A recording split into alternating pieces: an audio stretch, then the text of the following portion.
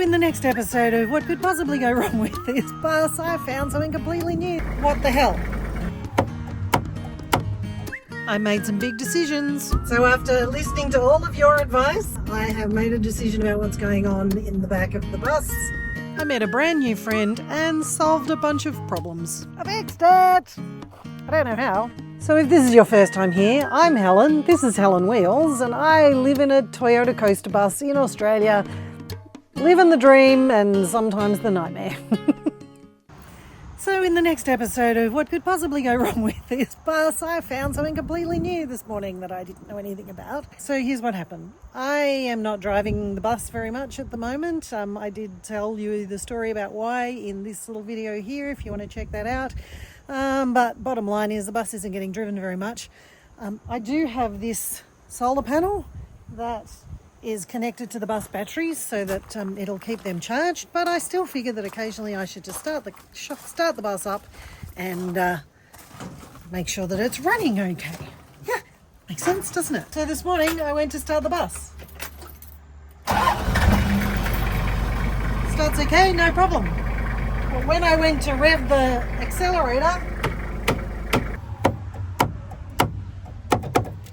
so there's actually a bracket under here that's in the way that I've never seen before.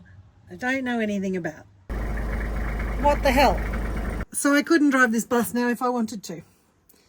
And what I think it is it's connected to this button, which is the door opening, door closing button, which shouldn't work because the side door is no longer attached to a motor that opens and closes it.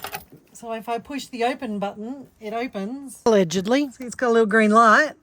If I push that, it makes a noise. I can hear it trying to open. But if I push the button to close it, it doesn't do anything.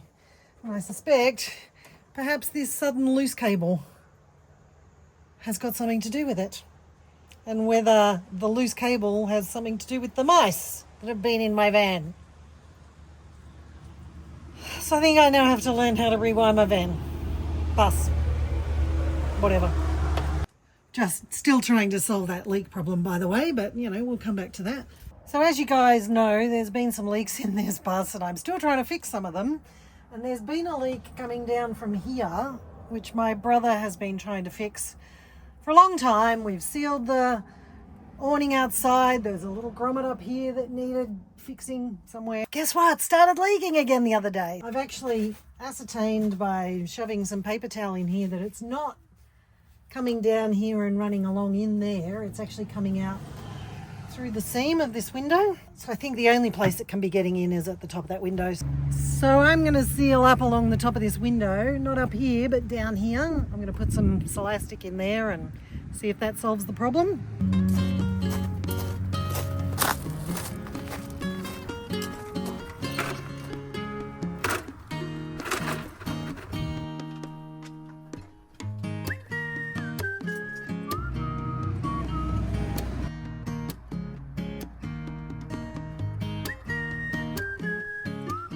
Then this guy came for an unexpected visit.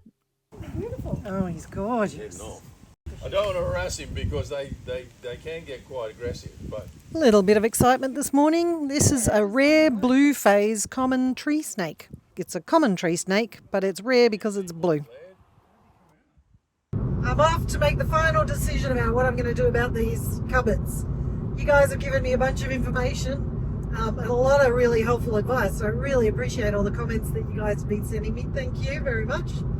I guess it comes down to three things. One is I can custom build them. Am I going to try and build this thing, or am I going to put together a caboodle thing and we're going to custom fit it? The advice of the builder friends is if I'm going to custom build something in there and I'm paying someone to do it because I don't have the skills, it's going to cost me a lot of monies, which I don't have. Kevin doesn't have the time to build me something, although he probably could build me something, but he now works 3 weeks out of 4 away from home, and so this will take months if we're going to do it. If I try to custom build it myself, I don't really have the skills, although I guess, you know, it could be a whole video series about me learning how to custom build shelves. So I'm going to make some inquiries now about marine ply and the super lightweight stuff that I can get, and see just how much horrendously expensive that's going to be. Is that going to be horrendously expensive? Let me know down below. Otherwise, I think I'm going to have a last look at these caboodle things and make the decision. So we're off to Bunnings to go check that out. And then I promptly got distracted by all these people hanging around in a car park pointing at the trees with their cameras. Turns out there was a tree kangaroo up there, which is actually a pretty rare sighting. And in fact, people who live on the Atherton Tablelands say they've lived here for 30 years and have never seen one. So here's one for you. It's going to wave to you in a second. Just wait. Hey! That was fun. That's my car keys. Here we are again.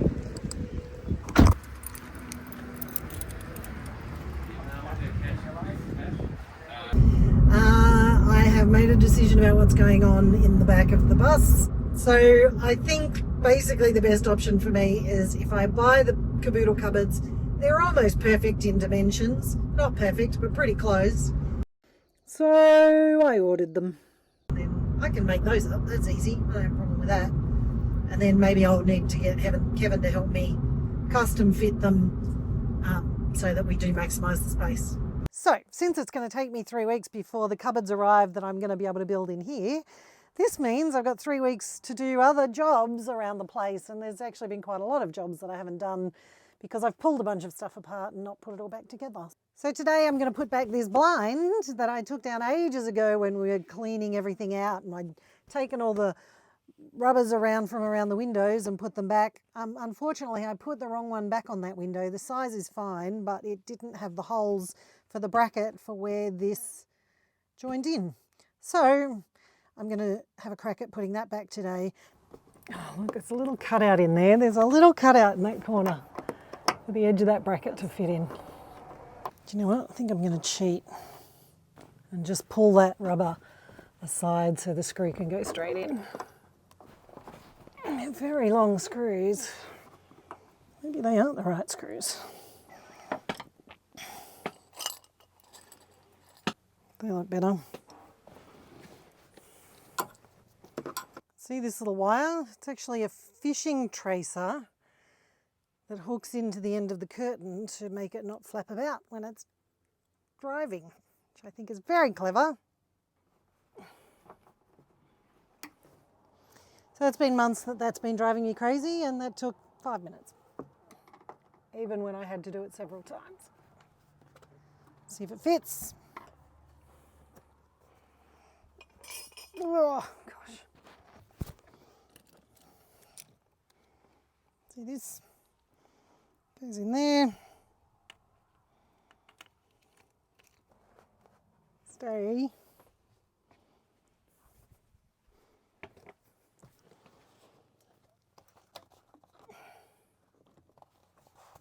Ta-da!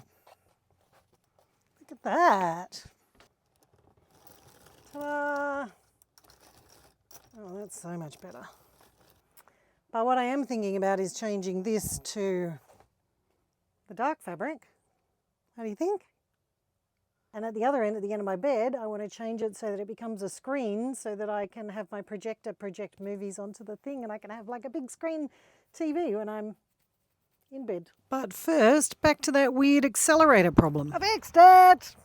I don't know how, but I'll show you all the things I looked at without putting you through the pain of having me do it in front of you.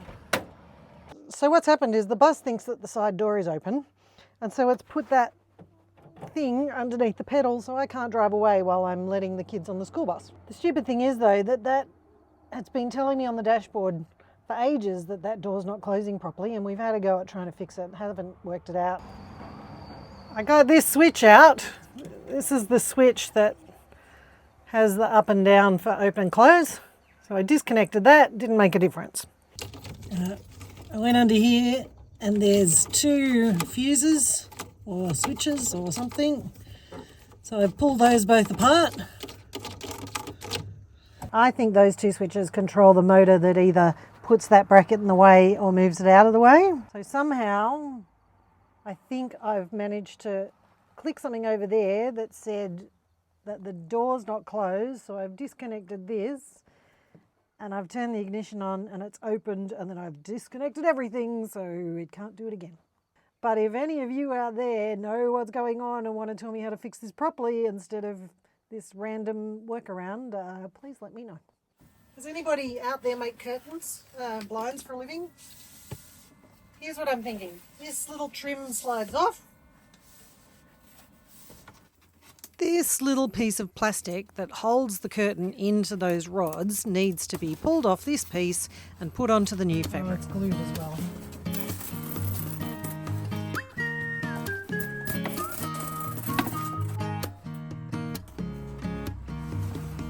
There's one.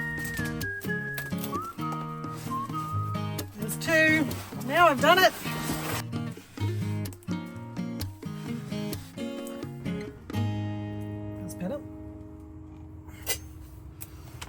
Have I got my fabric the right length? Oh, it's actually a bit long. Well, that complicates things. It's a bit hard working in this space. Move over there. Come with me.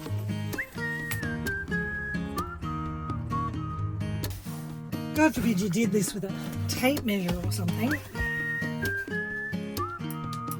Sharp scissors. I am having flashbacks to one of my first jobs because I worked in a haberdashery store. It was like a home goods store, but they did haberdashery. So I learned how to fold towels properly. I learned how to cut fabric. And can I tell you, this is not how you should do it. But hey, what's the worst thing that could happen? I have to spend $10 on more fabric.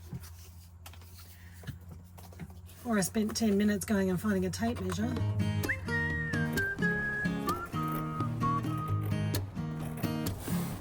Oops, I went a bit crooked there, didn't I? Now I'm going to get out my stapler.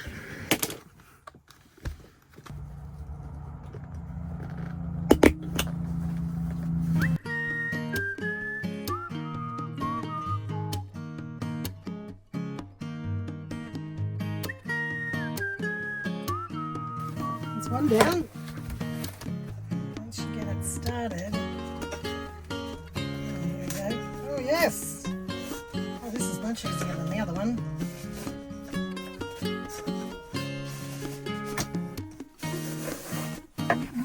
Oh, ta-da! Let's go put it back up. Ta-da! I guess those lines will fall out eventually. There's a pelmet that goes over here that's currently in Kevin's shed. So I'll be able to use this fabric to cover that pelmet, and that'll cover up that little gap. Yeah, happy about that. I'm literally sitting here filming the end of this video and I can hear another bloody mouse up there. If you are new here, if you watch this video up here, you'll get to see the whole beginning of the Helen in Australia and the Toyota Coaster adventure and understand what the hell is going on. If you are watching on a big TV instead of on a computer, then if you scan this QR code, then you'll be able to subscribe if you'd like to see all the upcoming videos. Next week's video, I think I'm going to take you on a little tourist adventure around the Atherton Tablelands because I haven't done any of the very exciting touristy things that you can do, and I haven't filmed any of it. And I want to get my new drone out and give that a crack. So if you have any drone filming tips, put them down below. I love actually chatting with everybody in the comments, so please send messages down below. Say hi. If you've got nothing else to say, say hi. Tell me where you're from and how you stumbled across this craziness. And I'd love to have a chat. And we will catch you all next week to see what crazy adventure has happened. Who would know?